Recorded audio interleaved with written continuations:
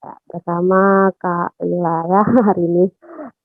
Oke, sebelum itu eh, mari kita eh, ya misalnya gini sebentar. Oke, sebelum itu mari sebelum kita memulai acara ini kita membaca Fatihah terlebih dahulu dan doa belajar ya.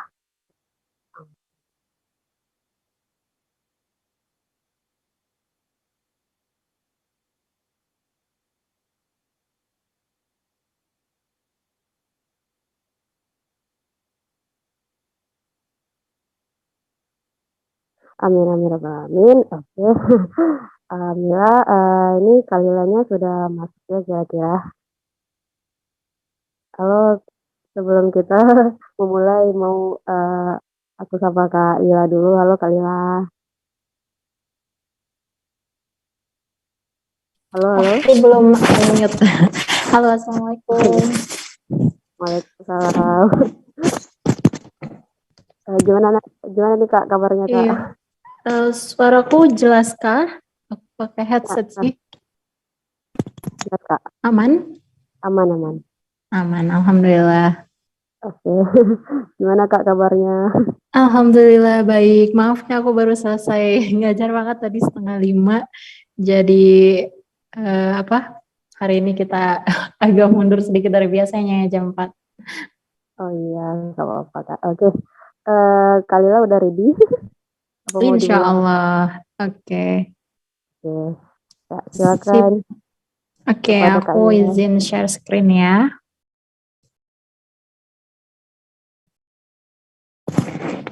Boleh dikasih ini supaya bisa share screen, admin?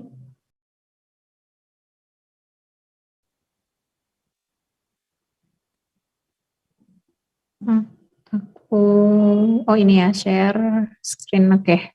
Sorry. Oke, bismillahirrahmanirrahim. Oke.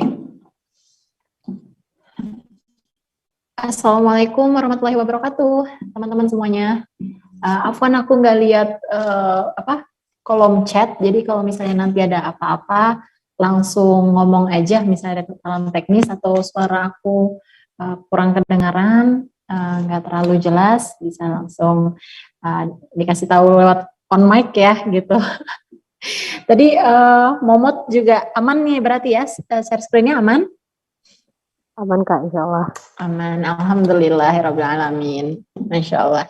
Oke, teman-teman, supaya nggak terlalu kesorean, kita langsung aja ya ke pembahasan lanjutan kita di ayat 28-29. Nah, kemarin kita di ayat 28 itu stylenya gitu ya, adalah Allah kayak maksudnya seolah tuh dikatakan kepada kita tuh, kok bisa sih kamu kayak gitu mereject Allah, how can you do that gitu.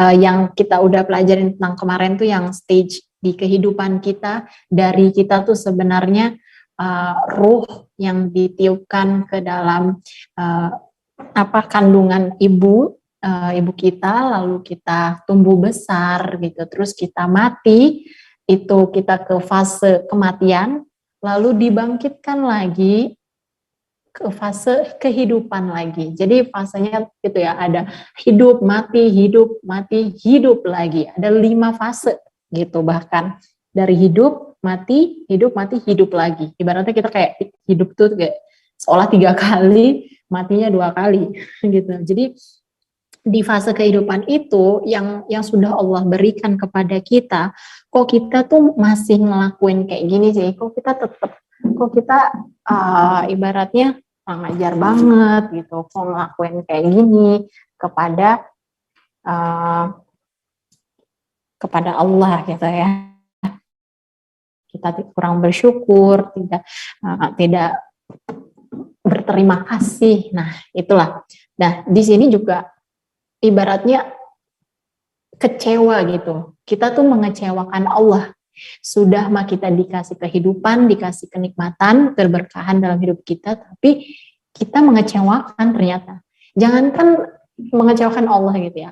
Ibaratnya kalau kita atau seorang ibu punya anaknya durhaka atau anaknya nakal gitu, itu kecewa nggak si ibunya? Kecewa, pasti kecewa banget. Makin dekat, makin kita tuh misalnya kita punya sahabat gitu ya, teman yang sangat dekat, terus mereka tuh nggak berterima kasih gitu, ibaratnya kita udah baik sama mereka, ngasih hadiah atau apa-apa, terus tiba-tiba kita dikhianati. Apa yang kita nggak suka malah dia kerjain. Sakit kan rasanya tuh kayak, waduh ini tuh kok bisa sih kamu ngelakuin itu. Tapi kalau orang asing nih, yang kita juga kenal juga kagak gitu, mau dia ngelakuin apapun, ya nggak peduli, kita juga nggak peduli. Kita dengan Allah itu hubungannya itu bahkan melewati sahabat, melewati ibu dan anak, kedekatannya gitu, ke apa pemberian kasih sayangnya, ya pasti Allah kecewa banget lah.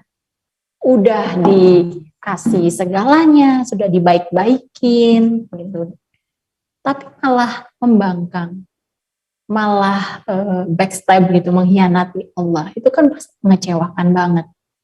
Nah, kita punya closeness ya gitu ya, closeness itu kedekatan pribadi sama Allah yang unik, yang kita nggak bisa compare dengan kedekatan dengan manusia lain. Ibaratnya bagian dari kita itu adalah bagian dari Allah juga. Ibaratnya Allah kan terdiri dari apa? Nur gitu ya, cahaya.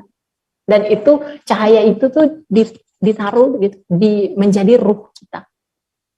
Nah, itu kan kayak ancestor gitu, jadi kayak turunan ibaratnya. Tapi kalau kita sama manusia lain sebenarnya enggak kayak gitu close kedekatannya. Karena kita deket banget sama Allah dari awal kita jadi ruh, itu ketemu langsung sama Allah pas kita masih jadi ruh ya dulu. Sorry. Kita ngobrol, bukan ngobrol ya, maksudnya ngomong sama Allah gitu, punya interaksi secara langsung, ruh dengan Allah itu, ruh kita dengan Allah berbicara gitu ya. Setelah itu ruh kita ini ditiupkan ke janin bayi gitu, nanti kita juga kembalinya ke Allah. Ibaratnya pasti kita tuh lebih lama bareng sama Allah daripada sama siapapun di dunia ini. Sama ibu kita ya selama beliau masih hidup dan selama kita masih hidup. Tapi kalau dengan Allah, dari kita ruh sampai nanti balik lagi, itu barengnya sama Allah. Berarti closeness atau kedekatannya itu lebih unik, lebih dekat banget. Gitu ya. Bahkan kalau manusia itu, kedekatan manusia dengan Allah itu bahkan lebih tinggi daripada malaikat-malaikat atau makhluk yang lainnya. Jibril, malaikat Jibril, saat Rasulullah melakukan Isra Miraj, itu kan naik ke atas Sidratul Muntaha ya, naik ke arsy Allah, ibaratnya lebih dekat, bisa bertemu dengan Allah lebih dekat banget.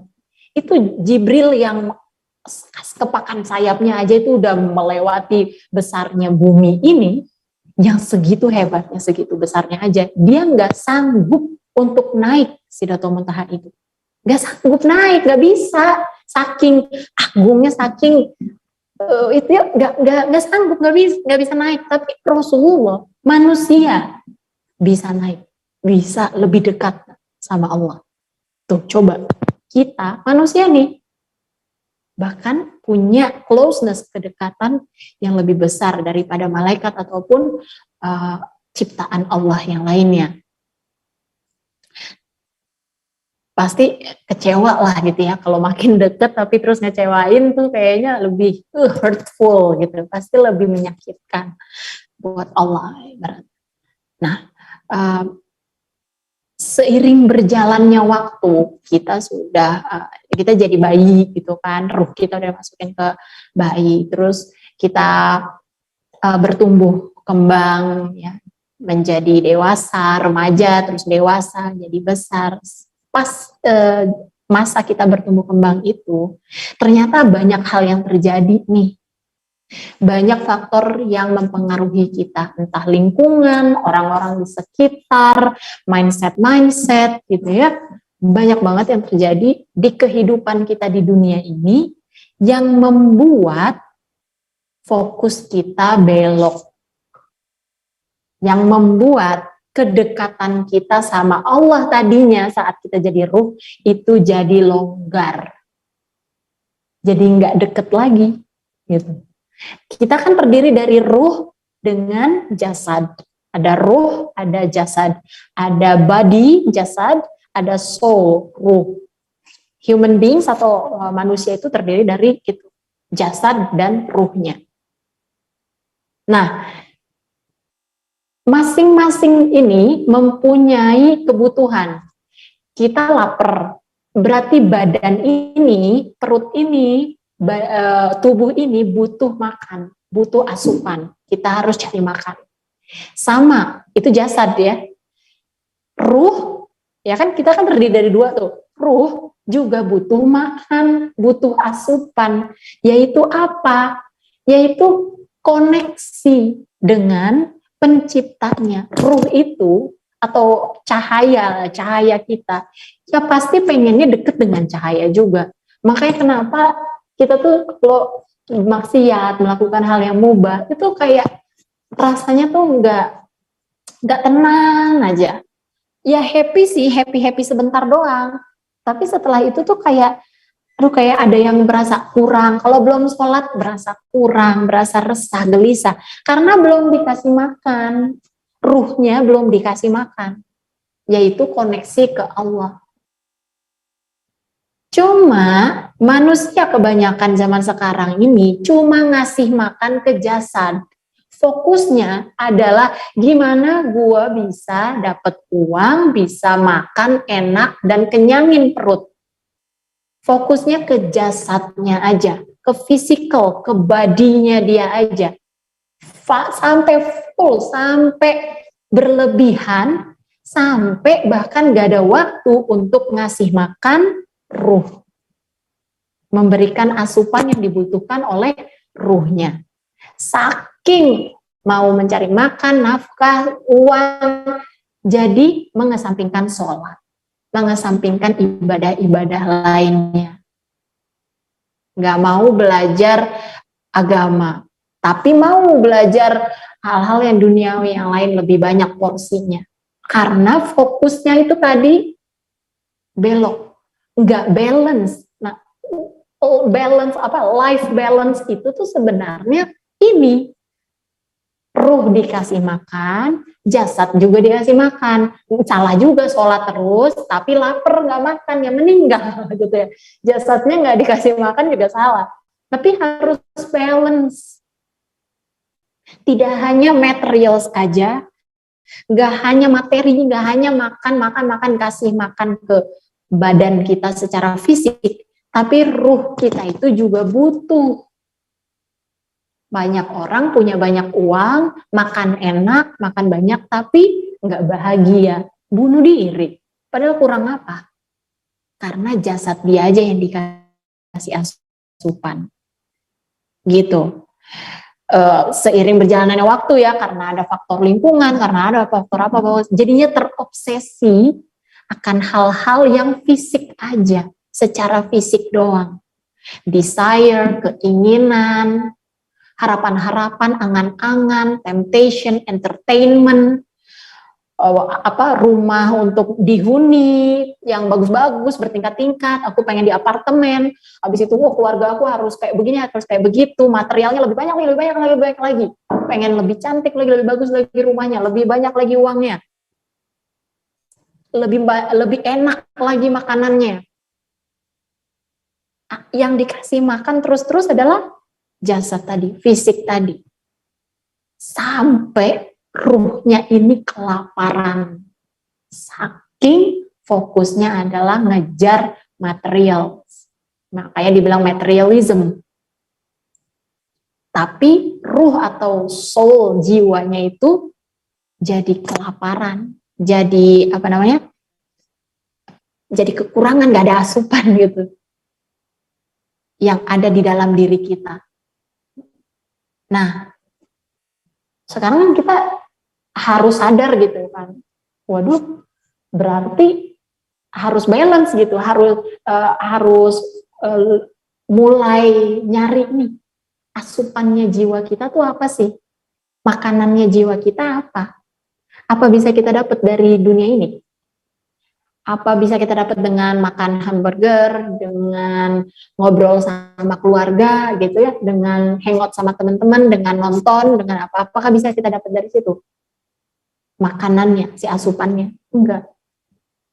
Ruh itu berasal dari nur, cahaya. Cahaya itu atau nur itu bukan substansi materi yang berasal dari bumi. Kalau jasad dari tanah itu di bumi. Makanya kita makan sayuran, ya sayuran juga tumbuhnya di bumi. Kita ibaratnya makan apa yang dari tanah, karena nanti kita juga jadi tanah, karena kita juga tanah gitu. Proses siklusnya, kenapa kita makan makanan, gitu kan, kita bukan memakan ide atau memakan sholat gitu, enggak kan. Tapi kita makan makanan gitu, makan apa yang berasal dari tanah. Karena kita juga tanah, materinya sama tuh, asalnya sama. Tapi ruh kita, materi soulsnya itu, source-nya dari mana? Sumbernya dari mana? Dari langit, dari Allah. Berarti makanannya juga dari langit, dari Allah, dari sana. Nggak bisa kita dapatkan di dunia. Bukan datang dari dunia. Nggak ada apapun di dunia ini yang bisa memberi makan jiwa kita, yang bisa memberikan asupan pada jiwa kita. Apapun di dunia itu nggak ada. Tapi semua yang di dunia ini memang untuk memberi makan jasad kita. Jadi makanannya jasad fisik kita itu dari dunia. Tapi makanannya ruh kita, asupan jiwa kita itu datangnya dari, atau kita bisa dapetin dari Allah, dari langit. Gitu ya. Jadi make sense sekarang ya, logis. Kita ya bertahan hidup supaya jasad kita tetap hidup aja. Tapi si jiwa ini juga harus tetap bertahan hidup. Gak bisa dibiarkan kelaparan. Nah, asupannya jiwa tadi kan berarti dari Allah, ya kan? Cahaya Allah. Apa sih yang dari Allah itu? Quran, Revelation. Itu kan kalamullah. Itu yang dari Allah. Allah memberikan makanan jiwa kita itu dalam bentuk Quran. Makanya kenapa kalau kita baca Quran, tenang jiwa hati kita. Saat kita sholat melantunkan bacaan-bacaan Al-Quran, tenang jiwa kita. Karena udah dikasih makan. Tadinya kelaparan, gelisah, resah. Kalau kita lapar, perut kita kosong, ngapain aja juga nggak fokus, ya nggak enak ngapa-ngapain juga. Lapar soalnya. Tapi setelah makan, ya santuy, bisa tenang, bisa beraktivitas. Sama. Jiwa kita juga setelah kita membaca Quran, setelah kita sholat, setelah kita meningkatkan koneksi kepada Allah, kenyang jiwa kita. Jadi ada koneksi, makanya Quran itu artinya juga tali, rope, tali. Ibaratnya kita ujung talinya nih di dunia nih, kita di bawah. Allah di atas, pegang ujung yang satunya. Kalau tali kan ada dua ujung tuh. Yang menghubungkan kita sama Allah itu tali itu. Ya kalau tali itu terputus, tali itu longgar, tali itu hilang entah kemana. Ya apalagi yang bisa mengkoneksi kita sama Allah. Orang kita jauh, Allah di arsy Allah, kita ada di dunia di bawah sini yang hina. Ya jiwa kita jadinya kelaparan, ruh kita kelaparan. Gimana supaya kenyang, ada asupannya, kita perkuat ini, tali ini. Yaitu Al-Quran, Revelationsnya Al-Quran. Nah, makanya dibilang, kok bisa, di ayat 28 tadi kan, kok bisa-bisanya sih kamu melupakan Allah, kufur terhadap nikmat Allah. Bisa-bisanya kamu fokusnya cari makanan untuk jasadmu yang nanti juga jadi tanah juga. How could you? How could you forget? Kenapa kok bisa sih lupa? Kok bisa sih ke distract segitunya banget? Sampai jiwamu kelaparan. Nah, itu di ayat 28. Di ayat 29, jadi tadi kan kayak ibaratnya kita kayak dipermalukan gitu lah di ayat 28 kan. Kok bisa sih kayak gitu? Kufur kamu. Bukan hanya untuk orang kafir atau orang yang gak beriman aja ya gitu. Atau non muslim gitu. Enggak, kita juga. Gitu dikasih nikmat, berkah, semua apa segala. Kitanya gitu malah belok gitu kan. Itu mempermalukan kita banget tuh di ayat 28. Nah, di ayat 29 itu dikatakan, ini ayatnya masih belum itu ya. Huwaladzi. Jadi huwa itu untuk maksudnya pronoun atau kata-kata ganti gitu ya. Maksudnya mengatakan bahwa kamu tahu nggak sih, ia adalah yang tadi memberimu kehidupan, memberimu kematian juga, fase itu, yang memberimu segala petunjuk apa itu tuh, yang di ayat 28 tadi dijelasin itu. Ia juga entitas yang sama nih, ngomongin Allah juga adalah dia yang menciptakan semua, menciptakan apapun yang ada di dunia untuk kebutuhanmu. Tadi jasad kita butuh makan, butuh asupan juga kan, makanan, minuman gitu ya, hewan untuk dimasak terus jadi makanan kita. Itu diciptakan oleh Allah. Nih hewan-hewan itu, tumbuhan itu, kayu, tanah, besi, minyak tanah gitu ya, batu bara, semua ini dunia ini itu diciptakan hanya untuk kita. Waduh. Everything on the earth is only for us, for our benefit. Cuma hanya untuk kita. Itu dibuat sedemikian rupa, diciptakan oleh Allah sedemikian rupa untuk memenuhi kebutuhan kita. Mau makan, ada. Mau minum, tinggal ambil, ada air. Mau berteduh, ada kayu, tinggal bikin menjadi rumah, ada. Semua itu disiapin oleh Allah buat kita. Semuanya bermanfaat. Ibaratnya kalau orang tua gitu kan, segala hal dilakukan sampai lembur kerja, sampai pulang telat juga, sampai capek nyari kerja sampingan demi nyekolahin anaknya, memenuhi semua kebutuhan anaknya sampai dia besar, sampai dia pintar, sampai dia tuh nggak ada kelaparan, nggak mungkin dia itu terlantar, nggak. Segitunya perjuangan orang tua supaya kita bisa hidup, supaya kita bisa nyaman hidupnya, enak. Apalagi Allah menciptakan bukan cuma supaya kita bisa makan, bisa sekolah gitu, enggak, bisa semuanya. Mau naik pesawat, ada gaya gravitasi, kita bisa melayang di udara, gitu. Dikasih loh gitu, diciptakan oksigen, nggak kayak di planet lain, kagak bisa napas, kita mati. Di bumi kita dikasih oksigen, dirancang, ada yang namanya pohon, ada yang namanya hewan, bahkan hewan pun juga bukan hewan yang buat dimakan doang, ada hewan yang buat dipelihara, buat lucu-lucuan, buat kita. Coba, semuanya itu benefit untuk kita, keuntungan kita, pemanfaatan kita. Nggak ada buat siapa-siapa lain, buat syaiton, enggak, buat malaikat, ngapain? Buat hewannya aja sendiri juga kan? Enggak. Ya mereka hidup, terus kita bunuh, kita makan, ya buat manfaat kita. Emang ada manfaat mereka? Enggak. Semua yang ada di dunia ini adalah untuk pemanfaatan kita. Allah berikan, Allah ciptakan untuk kita, karena kita punya koneksi yang kuat, melebihi orang tua kita sendiri yang akan melakukan apapun demi anaknya. Allah juga akan memberikan apapun, lakukan apapun demi ciptaannya yang namanya manusia. Memberikan kita rumah di dunia ini, memberikan semuanya lah pokoknya. Terus kalau orang ateis gitu kan, kayak inilah julid-julid gitu ngomongnya lah. Terus itu nyamuk, bakteri, virus itu buat manfaat gue juga. Manfaatnya di mana ya?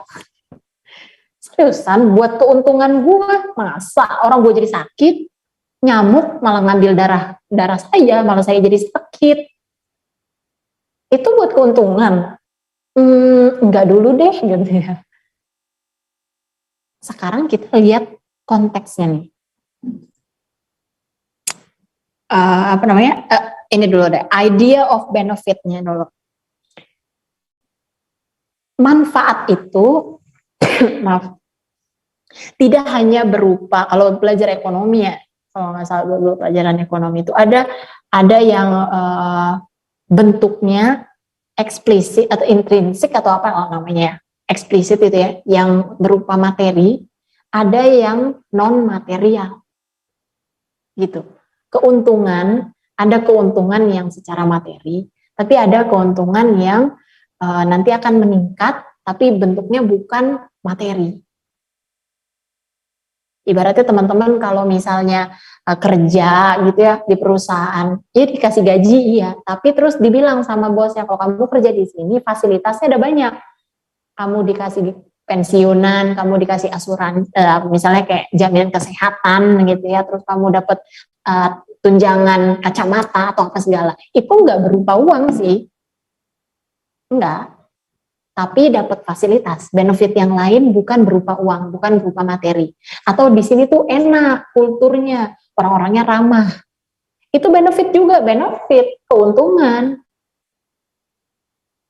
Tapi bentuknya tidak materi. Bentuknya non material.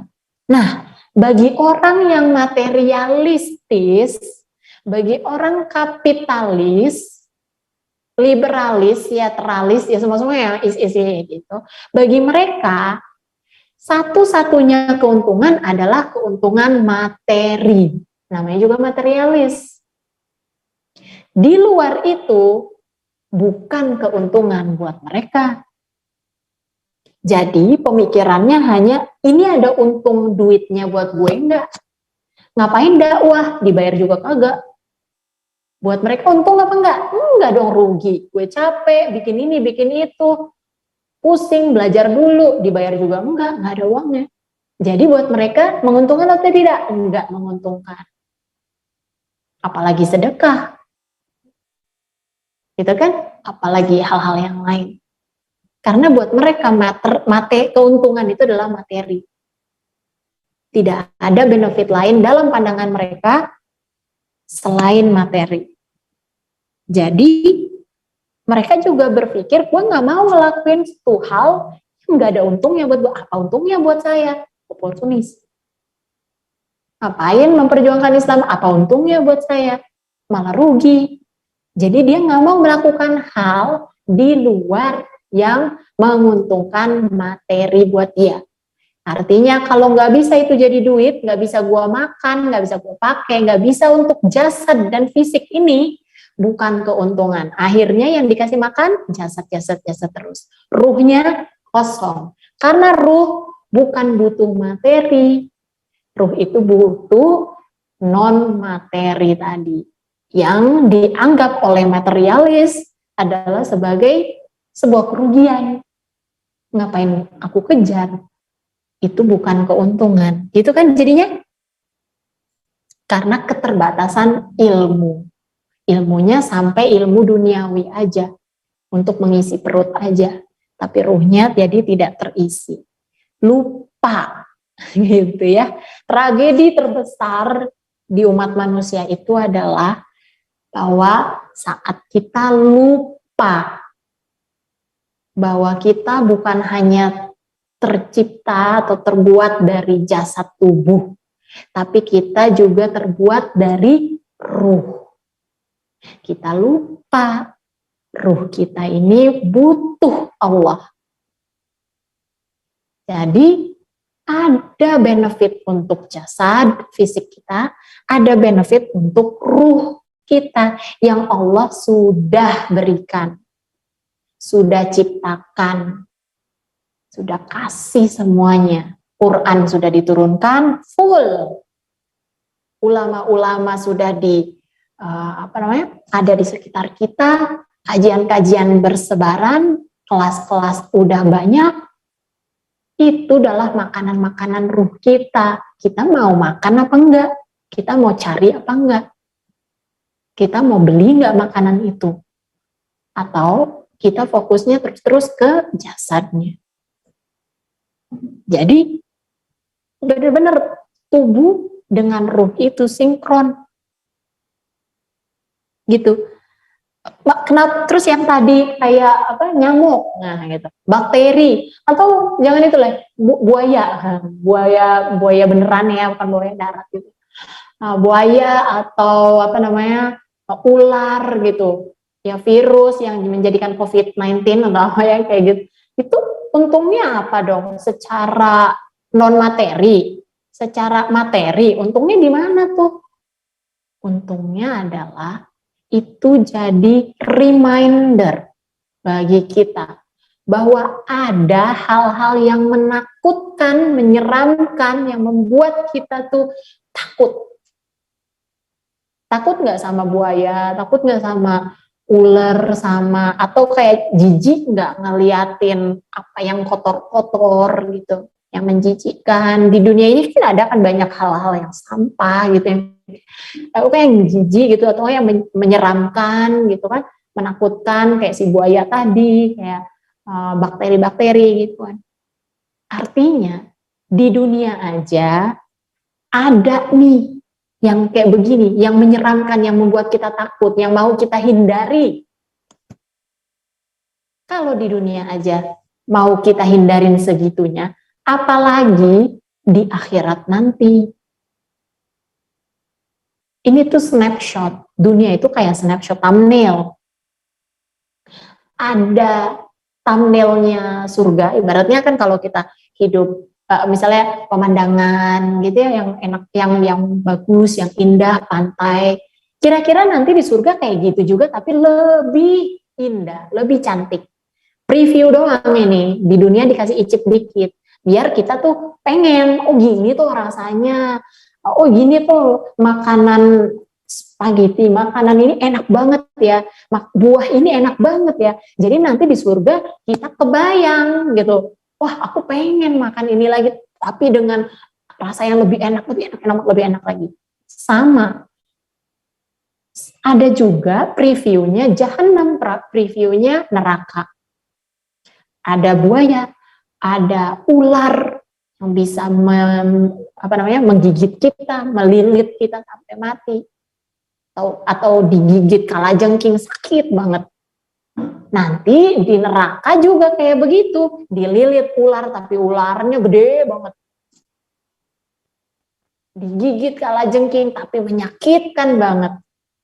Supaya apa? Takutlah kamu dengan punishment, di azab di neraka jahanam itu. Nih, aku kasih lihat, ibaratnya ya gitu, nih dikasih preview kecil-kecilannya nih, contohnya nih ada buaya, gitu ya, ada ular, ada apa, supaya itu jadi reminder buat kita. Benefit nggak? Benefit dong. Keuntungan buat kita jadi takut masuk neraka, kita jadi mendekat kepada Allah. Benefit secara spiritual, benefit non materi. Jadi buaya itu, si ular itu, bakteri itu gitu ya, si bakteri COVID-19 itu kan bikin kita juga jadi, oh aku cuci tangan terus, wudhu terus, jadi berhati-hati, nggak keluar hangout gitu. Itu benefit, keuntungan. Untuk orang-orang yang beriman, sebagai reminder mereka bahwa kalau di dunia aja sudah semenyeramkan ini, apalagi di akhirat. Kalau ada hal-hal yang jelek, gak suka, menjijikkan, menyeramkan, menakutkan di dunia ini, pasti lebih jauh-jauh menakutkan, menyeramkan, menyakitkan di akhirat nanti. gitu. Jadi ada dua hal tadi, secara fisik dan secara spiritual. Fisik jasad kita butuh makanan, udah dikasih oleh Allah di bumi ini. Tapi spiritual kita, ruh kita butuh asupan makanan juga, yaitu spiritual reality tadi. Ada realita secara fisik, ada realita secara spiritual. Tidak hanya secara fisikal itu bermanfaat, tapi juga bermanfaat secara spiritual buat kita. Mau secara langsung ataupun tidak langsung, tetap aja itu namanya keuntungan. Apapun yang ada di dunia ini, di bumi ini, adalah untuk kebutuhan fisik kita dan spiritual kita.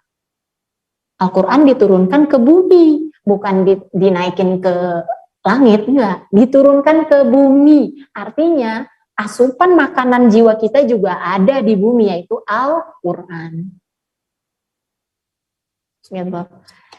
Nah, inilah yang Masya Allah kalau kita melihat bagaimana cara kerja Allah menciptakan sesuatu, membuat sesuatu atau mengatur apapun, itu namanya sunnah Allah. Kalau kita memahami gitu ya, itu sangat unity and consistent, sangat berkesatuan gitu ya, solid dan konsisten dan indah. Legacy of Allah itu, kemuliaan Allah itu benar-benar wow banget lah gitu. Bahkan sampai jenis manusia aja ibaratnya, kalau kita lihat manusia ya, itu ada dua grup ibaratnya, ada dua jenis orang. Ada orang-orang praktikal, ada orang yang artistik. Kalau orang praktikal ibaratnya kalau dibilang kita sih otak kiri lah gitu ya, orang yang logis gitu. Orang otak kiri kan logis, kayak mereka tuh kerjaannya tuh kayak jadi ini saintis ya, matematis, mereka tuh berpikirnya logis banget, wah gitu. Substansi, mereka fokusnya ke substansi, isi, kontennya. Udah to the point aja deh, halal haramnya, kasih gue list mana halal mana haram, terus gue ikutin. Islam itu kan action, yang halal lakukan, yang haram tinggalkan, udah gitu doang aja. Ribet banget mikirin ini itu yang lain-lain, nggak usah, udah langsung ya secara praktis, praktek, substansi. Ada orang-orang yang ibaratnya keras di situ ya, hard science di situ. Tapi ada grup orang juga, kelompok orang yang artistic people, yang lebih artistik, lebih ke arah misalnya mereka tuh jadi filsuf, jadi pujangga ya, membuat puisi gitu, suka hal-hal yang indah. Nah, dua tipe ini, yang satu itu cuma concern sama hal-hal yang substansial tadi, yang artistik ini cuma concern atau dia fokusnya ke hal-hal yang stylish, yang indah, yang beauty. Kalau yang sana yang penting fungsional, nggak usah indah-indah. Yang satu bilang, ini harus indah dong, walaupun nggak fungsional, yang penting dekor-dekor lucu gitu. Dekor lucu tapi nggak ada fungsinya. Itu biasanya tuh ya ciwi-ciwi yang suka yang kayak gitu, artistik. Gimana sunnah Allah? Kalau Allah gimana? Praktikal atau artistik? Ternyata Allah keduanya kombinasi. Stylish juga, substansial juga. Universe atau angkasa ya, maksudnya apa nih? Inilah tata surya ini dibuat sedemikian sehingga punya fungsi. Bumi ini ada fungsinya. Tempat tinggal kita, oksigen ada fungsinya. Semuanya punya fungsi, praktikal, substansialnya ada. Substansi, secara substansi ada semua fungsinya. Mana halal, mana haram, jelas. Babi haram, halal ini, itu, jelas. Berarti kalamullah semuanya substansial. Praktikal ada praktek-prakteknya. Kita harus ngelakuin apa di dunia ini, ada listnya. Kita harus ngapain, nggak boleh ngapain, ada jelas. Tapi apa sampai situ doang? Enggak. Ternyata Allah juga stylish, beauty, dibuat sedemikian rupa. Pohon itu bentuknya seperti itu, manusia bentuknya kayak gini, nggak kayak monster yang menyeramkan. Kita indah kan, kita cantik, kita nggak melayang-layang. Oksigen dibikin itu tidak berwarna, transparan, supaya kita nggak terlalu berasa. Kalau berwarna, ya kita nggak bisa lihat karena ketutupan oksigen, ketutupan udara yang berwarna. Kalau warna kulit kita hijau gitu atau merah, merusak mata kita, ini nggak beauty, nggak stylish. Membuat tata surya, kalau teman-teman lihat itu planet Saturnus secantik itu, ngapa punya ring cincin, itu aja ada fungsinya, tapi juga cantik, bulat, bentuknya bulat, bukan planet ini kotak, cantik, indah, stylish. Jadi selain fungsional, tapi juga beautifully crafted. Di ibaratnya itu kayak dibuat dengan indah. Bikin mug gelas, ya kalau cangkir doang gitu biasa aja, warnanya hitam, warnanya tanah liat.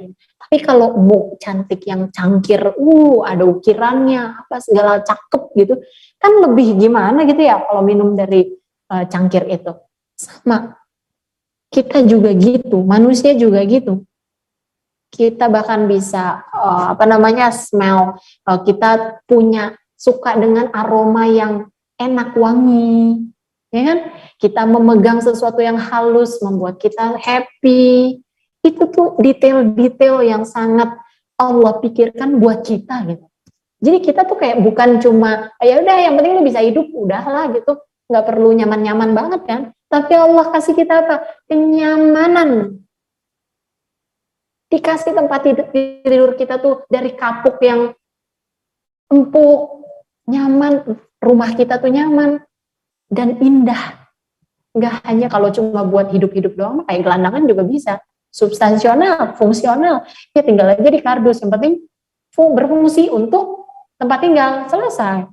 Tapi kita punya rasa keindahan dan Allah sudah ngasih kita tuh secara beautifully. Kita bukan robot yang cuma fungsi aja, tapi nggak punya personality. Sama dengan Quran gitu, yang tidak hanya praktikal. Ibaratnya Quran itu bukan isinya list halal haram, apa yang harus manusia lakukan, apa yang tidak boleh manusia lakukan. Itu nanti ya 3 lembar juga udah kelar. Kalau cuma fungsional doang, substansi lah gitu ya. Udah isinya to-do list aja. Lah kan kita juga ujung-ujungnya sebenarnya begitu kan, to-do list. Kita ngapain di dunia ini, to-do listnya apa?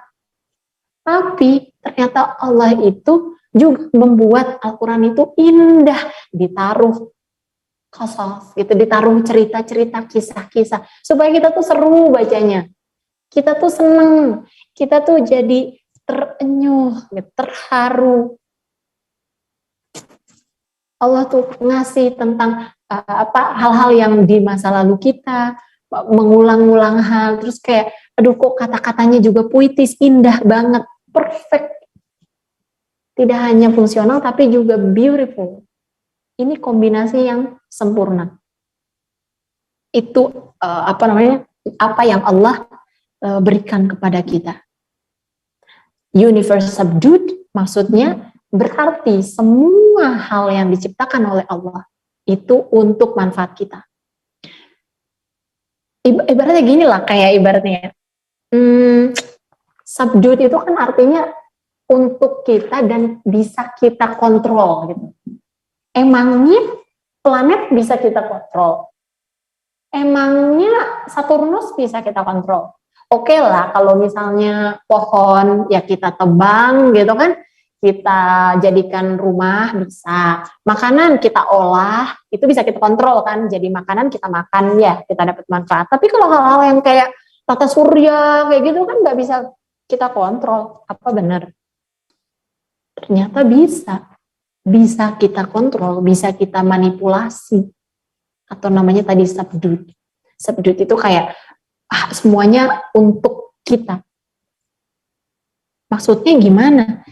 Resource apapun di bumi ini itu bisa kita ubah, bisa kita pakai raw materialsnya itu untuk membuat sesuatu yang itu bahkan bisa memanipulasi. Lihat aja bumi kita sekarang udah kering kerontang, global warming lebih cepat lagi. Itu kan kita ada manipulasi di situ.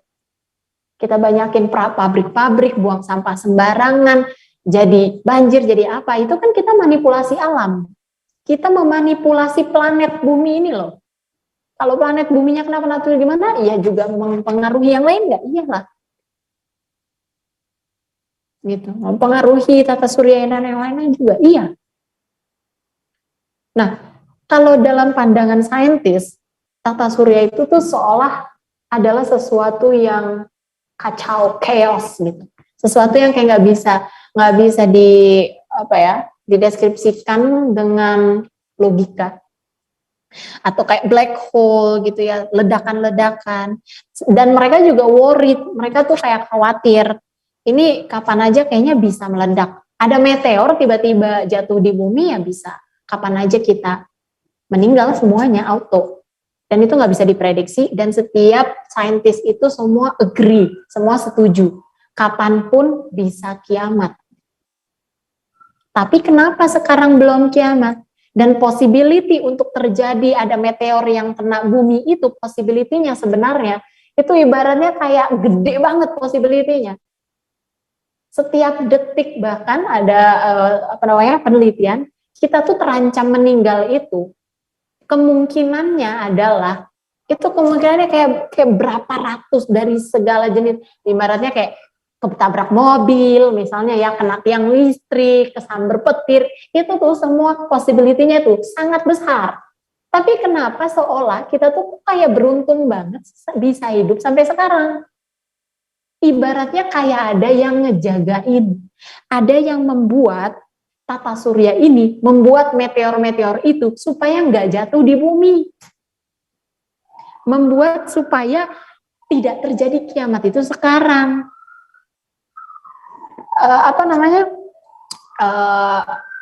Volcanoes gitu ya, tsunami, itu bisa terjadi kapan aja, tapi seolah Allah cooling them down, kayak ibaratnya bentar dulu ya, jangan dulu ya, sabar ya, belum waktunya, kayak dijagain.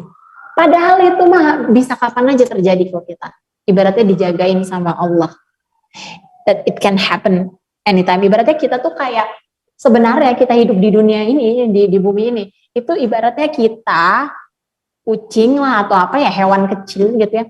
Tapi di sekelilingnya adalah hewan-hewan buas, liar, yang siap menyergap kita, siap memakan kita, mati.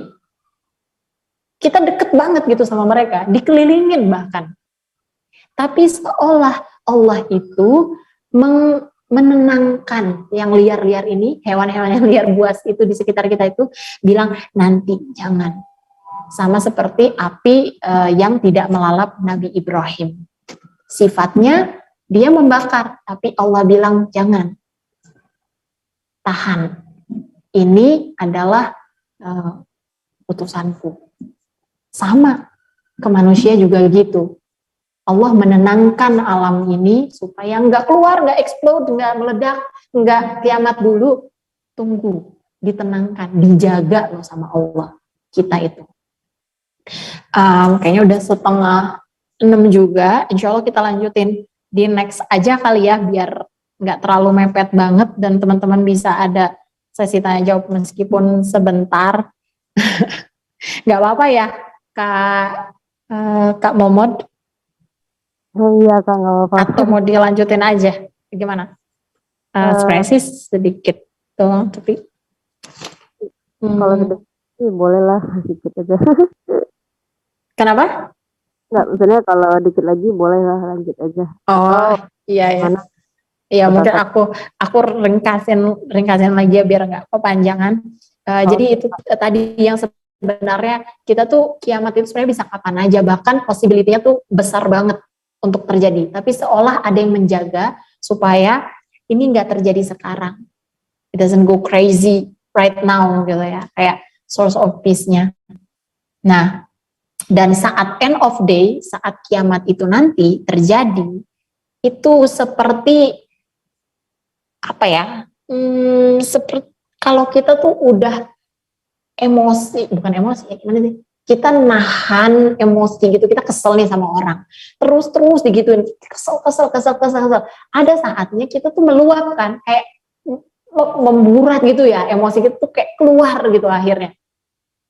Nah, Allah itu seolah tuh kayak menahan, tahan dulu, iya tahu, tapi tahan dulu. Nah, di end of the day, di hari kiamat itu nanti, itu semua kayak tadi gunung-gunung api itu akhirnya tuh lega, akhirnya mengeluarkan amarahnya gitu, mengeluarkan lavanya, akhirnya oceans apa namanya, samudra itu akhirnya memburatkan airnya itu.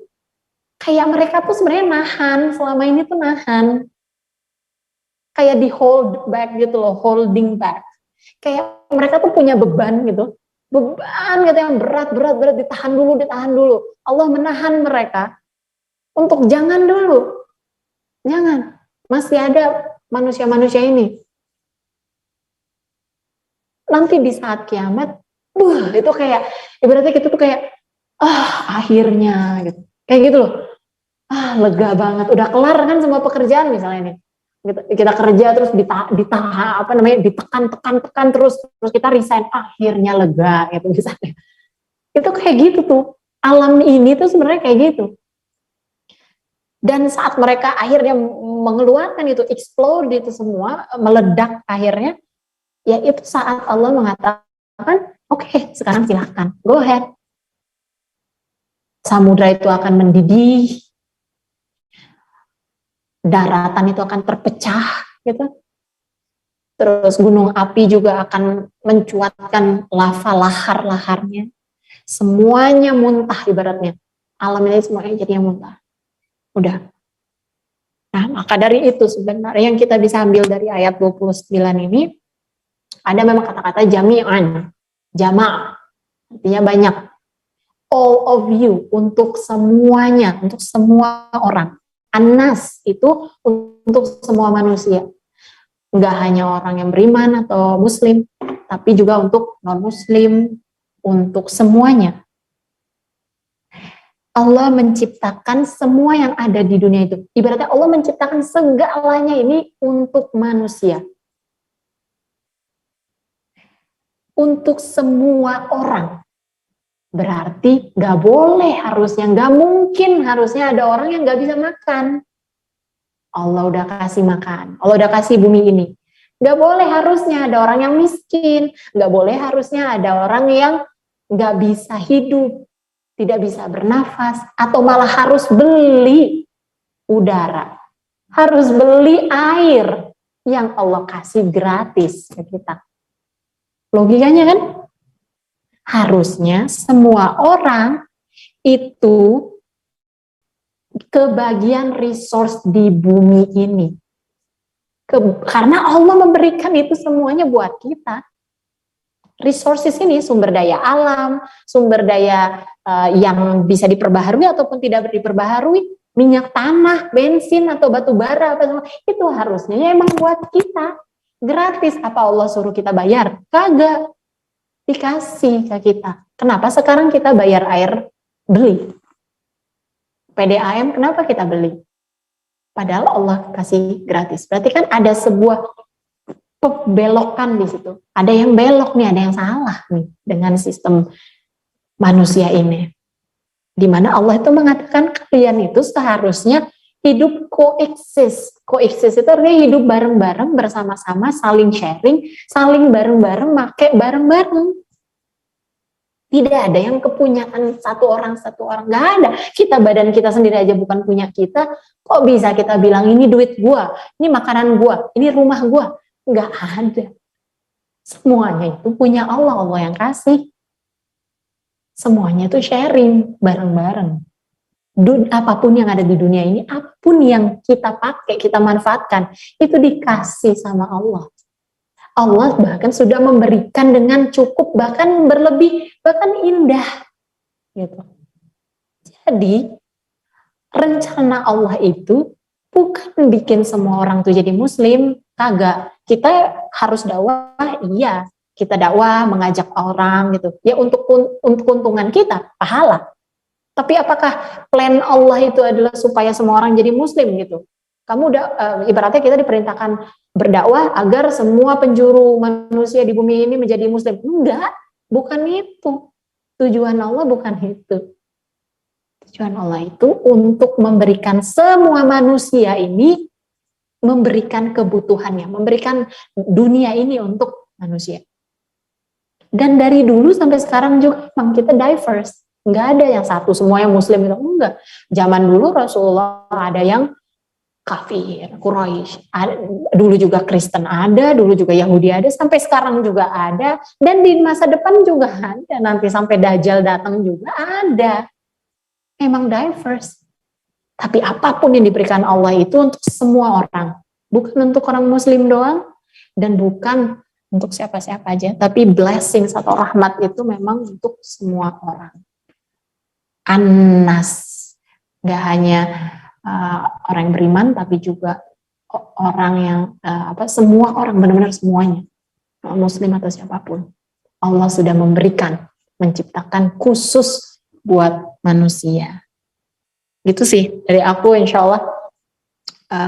Mohon maaf ya kalau misalnya agak tergesa-gesa. Insya Allah kalau misalnya masih cukup waktunya, bisa ke diskusi atau question answer ya. Aku balikin ke Momod. Alhamdulillah. Alhamdulillahirrahmanirrahim. Kita sudah mendengarkan materi dari Kak Ila ya. Sungguh mind blowing gak ya? Itu semua apa yang Allah kasih itu di bumi itu memang betul-betul untuk kita gitu kan. Misalnya dari Tuhan, dari hewan pun juga gitu, untuk kita juga gitu, bukan untuk mereka sendiri gitu, ya kan. Oke, dari teman-teman ada yang ingin bertanya, boleh open mic atau tulis di kolom komentar, boleh juga. Ya, silakan.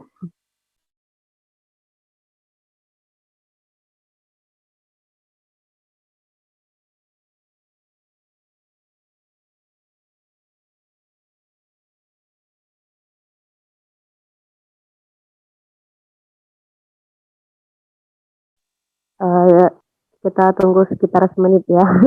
Kalau emang Oke, ya. Karena ya nanti kita tutup aja Kak langsung. Sip.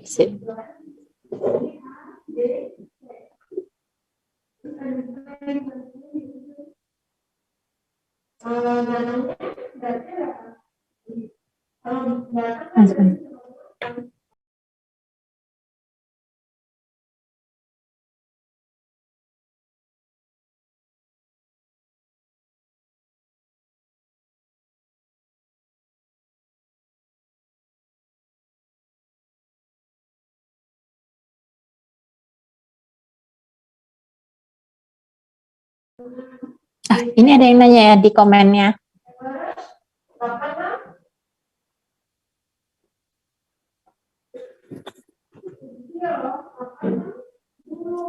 Oh ya, ada. Oke. Aku bacain ya Kak. Okay. Assalamualaikum, izin tanya. Kita beribadah karena kita yang butuh, bukan Allah yang butuh, dan itu tidak akan meninggikan Allah. Tapi kenapa jika kita berbuat dosa, esok di akhirat kita mendapatkan balasan? Terima kasih Kak. Terima kasih, Masya Allah. Pertanyaan bagus banget ya Kak Hesti. Insya Allah kalau misalnya aku bisa jawab sebisa aku dengan ilmu yang sangat kurang-kurang banget gitu ya. Ini aku izin lihat di sini kenapa ya kita beribadah itu kan karena kita butuh gitu ya, dan itu tidak akan meninggikan atau merendahkan Allah, tapi kalau kita berdosa nanti kita dapat balasan. Analoginya gini, orang tua kita nih udah melahirkan kita dengan susah payah, terus kerja lembur sampai segitu perjuangannya supaya kita bisa makan, kita bisa sekolah, kita bisa besar kayak begini, kerja di tempat yang enak, nyaman, hidup enak. Setelah itu Ibu kita cuma bilang gini, Dek, pulang tiap sebulan sekali, ya ke rumah minimal sekali aja sebulan, tengokin mama. Kita iyain nggak? Kira-kira kita sanggupi nggak? Kalau kamu mau kerja di luar terserah, mau jauh-jauh terserah, nggak apa-apa. Tapi sebulan sekali tengokin mama deh.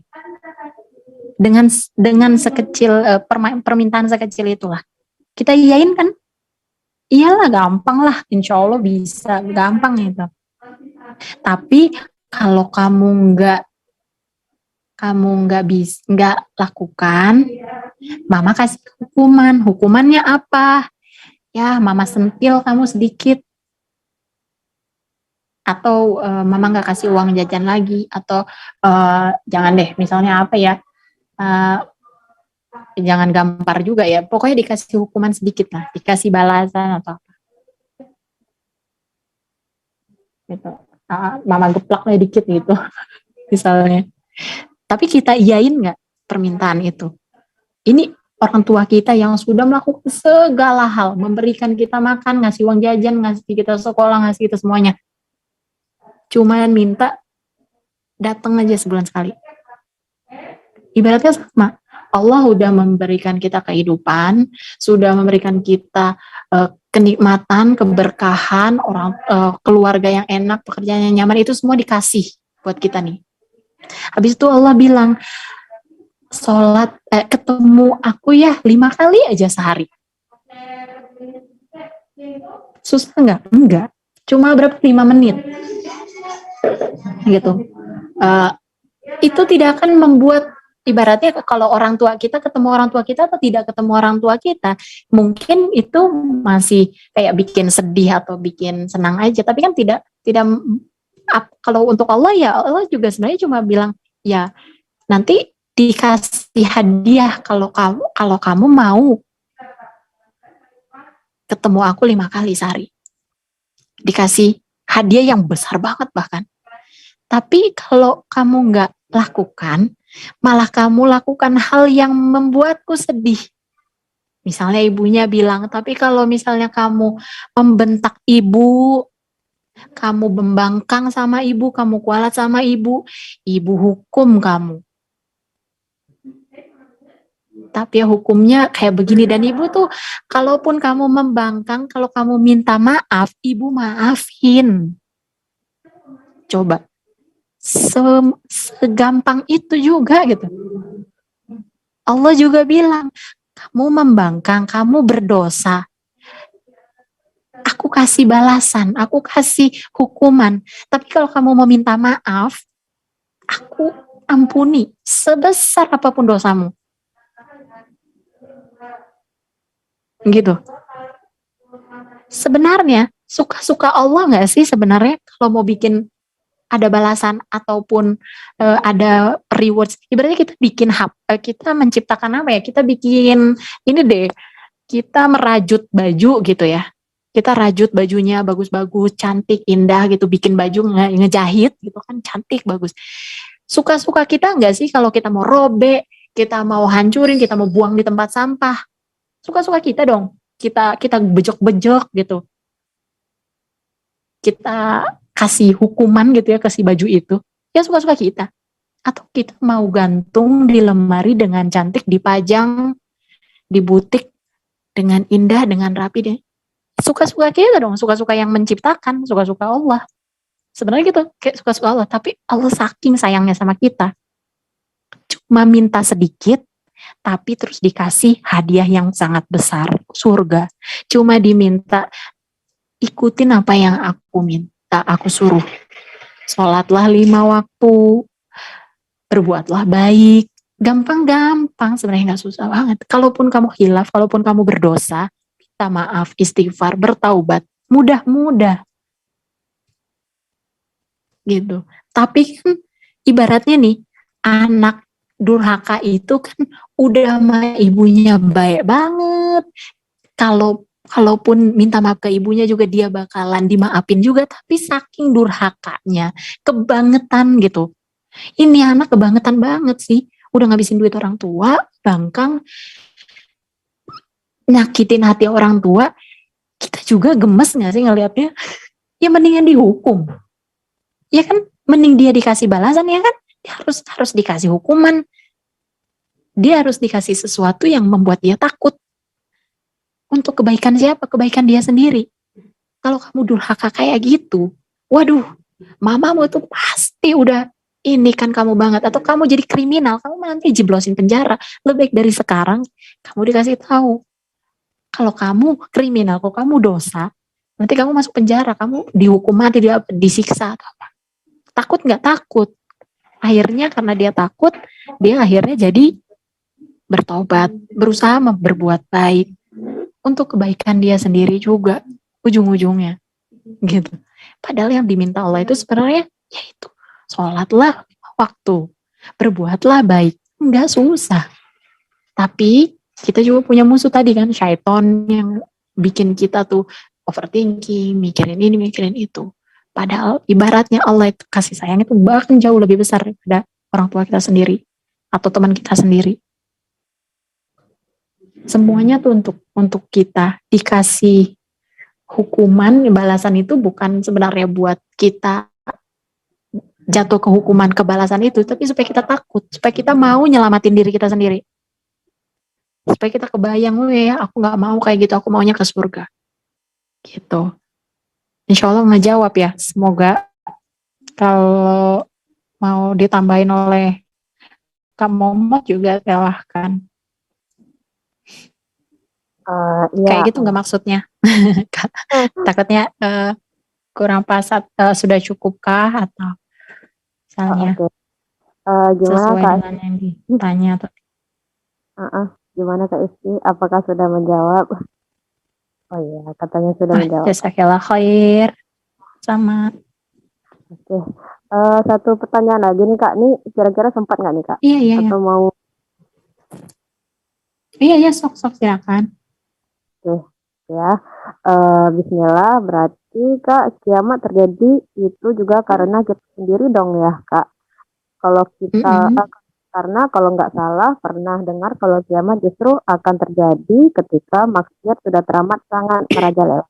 Jadi berarti kayak bumi udah nggak sanggup gitu Kak untuk menahan betapa kurang ajarnya manusia. Jadi ibaratnya akhirnya meledak emosinya. Benar nggak Kak? Terima kasih Kak. Wah, Masya Allah. Iya, Kak Bitna. Iya. Benar-benar. Iya, maksudnya lucu juga ya kalau misalnya menganalogikannya kayak gitu. Tapi ya masuk akal juga, logis. Wallahu alam. Aku nggak tahu kalau yang sebenarnya itu kayak gimana ya. Apakah karena kita sendiri atau bukan karena kita. Karena kalau kayak gitu kan gampang aja nanti para saintis bilang, ya udah sekarang kita perbaiki bumi ini. Kita kita eco green ya. Sekarang juga udah banyak kan tren kayak gitu kan, green lifestyle, eco apa gitu semuanya. Jangan pakai plastik apa segala. Terus di situ emang bisa menunda kiamat. Ibaratnya terus bumi makin baik lah gitu ya, karena semua manusianya bersatu padu agar bumi ini sehat kembali. Terus di situ nggak jadi kiamat gitu. Enggak kan? Ya itu udah qada Allah kan. Kalau udah kiamatnya tahun segimana ya pasti tahunnya tuh mau apapun yang terjadi di situ. Cuma gejala-gejalanya aja sudah kelihatan dari sekarang. Kemaksiatan merajalela gitu ya, dan hal-hal banyak yang terjadi itu sudah kezoliman di mana-mana. Terus bumi ini juga makin sakit. Ya bener kayak tadi tuh ya, kayak udah nggak sanggup gitu ya. Ya Allah, kita nggak sanggup banget lagi nih menahan ini semua gitu ya. Udah mau gitu, emosi banget gitu. Bener bisa jadi kayak gitu. Kalau kita lihat dari ini juga nanti kan ada juga fase di mana ini kan kita lagi dimulakan Jabariyah ya. Jadi ada fase di mana ada kemenangan Islam nanti gitu. Ada fase di mana Islam itu menang. Cuma itu sebelum kiamat gitu.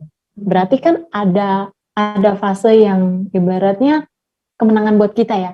Nyaman untuk kita, nyaman untuk umat muslim gitu. Tapi setelah itu ada fase yang ini fase kiamat itu ya. Wallahu alam, kita juga nggak tahu kapannya. nggak tahu kapannya itu. Cuma yang kita pikirkan adalah sekarang gimana supaya setidaknya di masaku ini, di apa namanya, di kehidupanku ini, aku ini nggak mengumpulkan dosa atau tidak menzolimi bumi, tidak menzolimi apa namanya, tanaman-tanaman gitu ya. Misalnya aku buang sampah, hal-hal penting kecil, buang sampah sembarangan itu dosa gitu loh.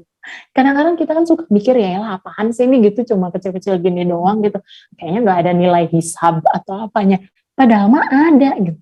Itu yang membuat benar tadi, kayak itu yang membuat bumi itu juga gerah gitu ya.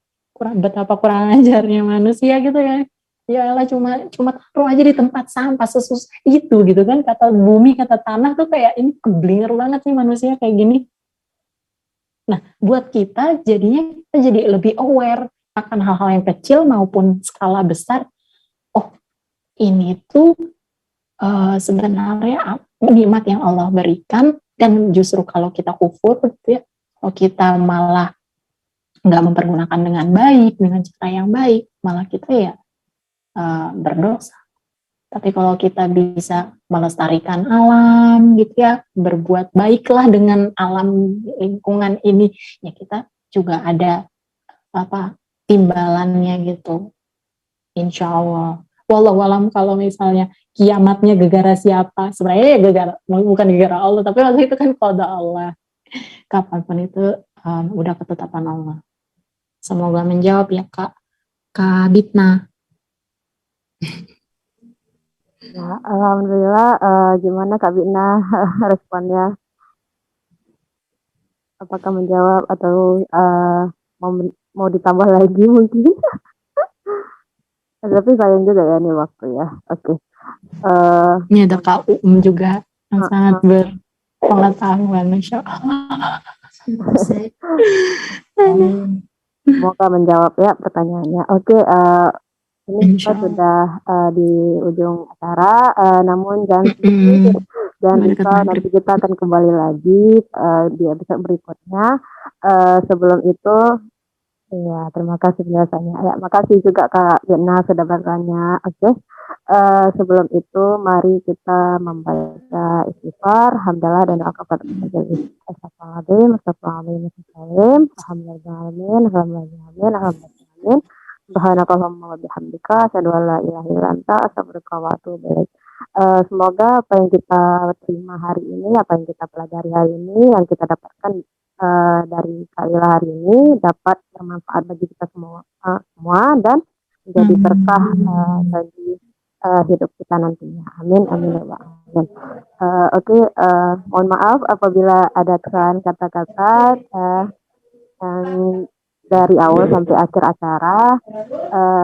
Ya, ini juga perdana jadi maafkan ya. Oke,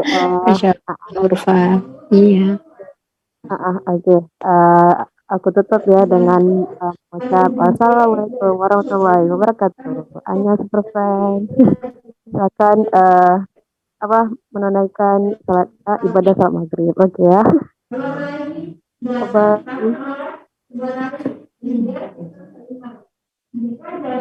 Jazakallah khair, jazakallah khair semuanya. Terima kasih. Assalamualaikum warahmatullahi wabarakatuh.